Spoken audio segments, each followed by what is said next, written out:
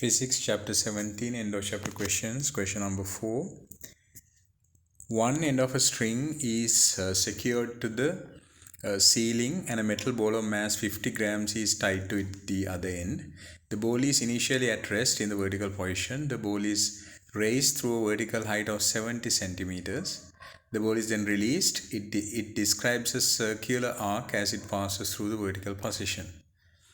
The length of the string is 1.5 meters. Ignoring the effects of air resistance, determine the speed v of the ball as it passes through the vertical position. So the only detail that we have is mass and the position in comparison to the flow.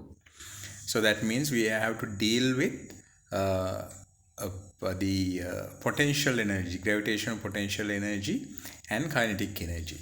So you know that the kinetic energy that it would have at this point is equal to the potential energy it had gained when reaching this point.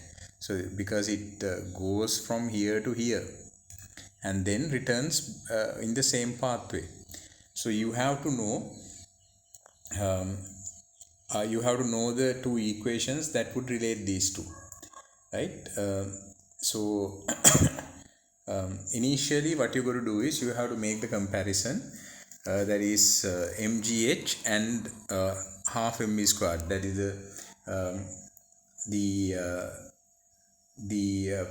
gravitational potential energy that it has here is equal to the kinetic energy that it would possess here.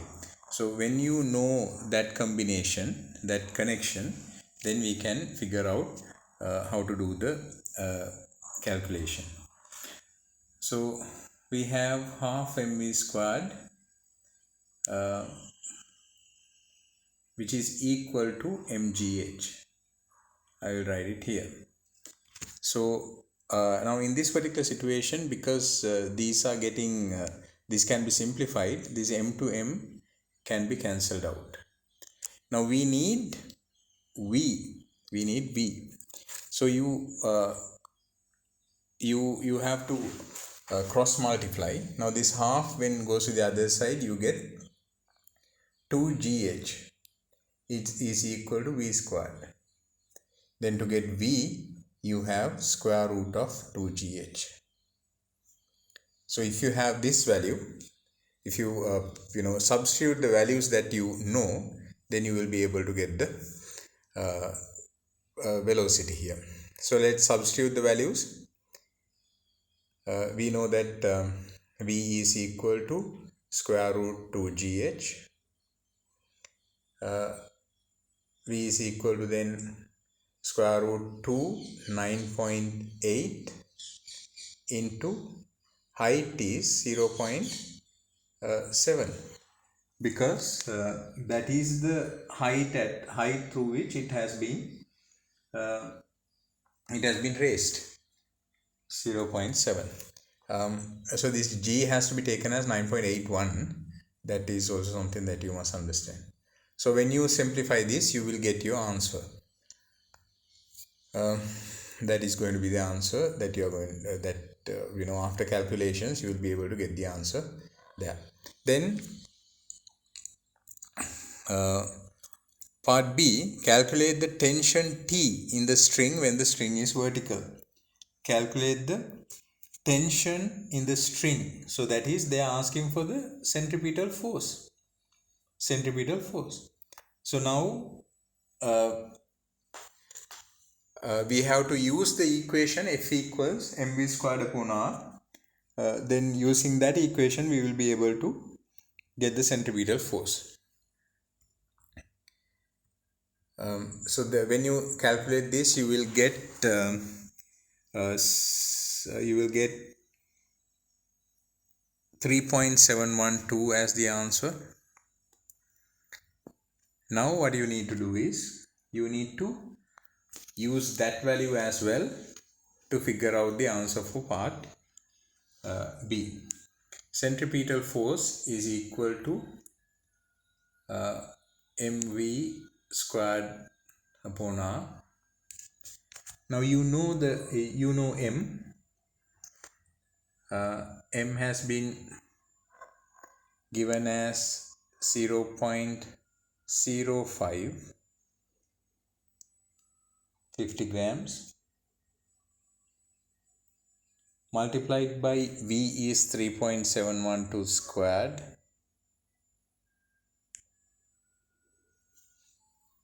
divided by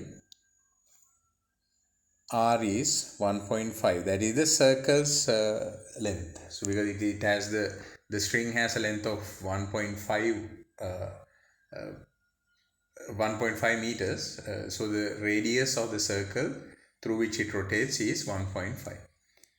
So when you simplify this, you will get 0.458 newtons. You get 0.458 newtons. So now the problem here is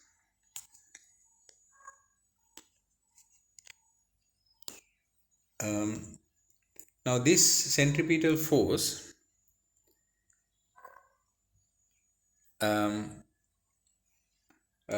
is actually to make the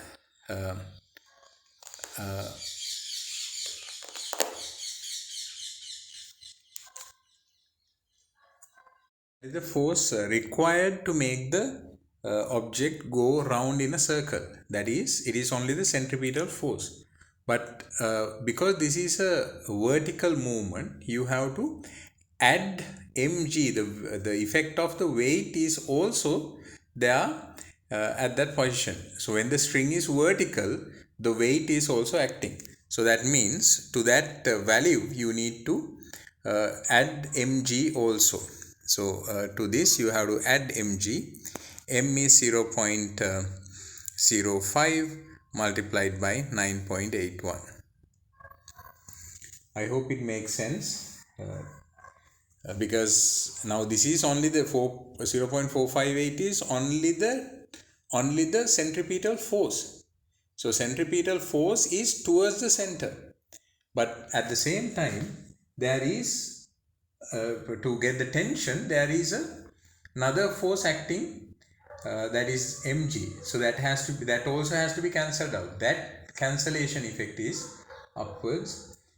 So that would be 0.05 multiplied by 9.81. Finally you will reach the answer 0.95 newtons. When you simplify this, you will get 0.95 newtons. That is the tension of the string. Then in part C, they are asking, explain why your answer to B is not equal to the weight of the ball. Now, you might have got confused in the earlier question. Why isn't weight the only force that is acting? But the problem here is, if the weight was the only force, then the weight would cancel out the tension.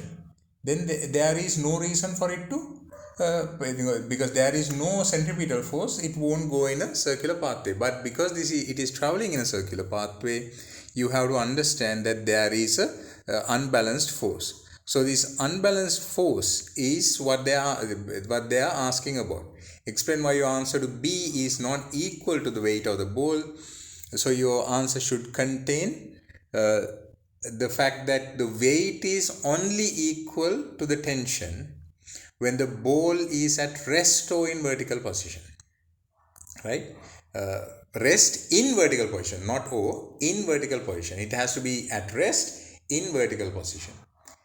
But in this particular scenario, it is not at equilibrium because there is an upward force or centripetal acceleration is there, because there is a centripetal force. As a result, the weight is not equal to the centripetal weight is not equal to the tension, right? So I hope you understood. If you have any questions, please do raise them.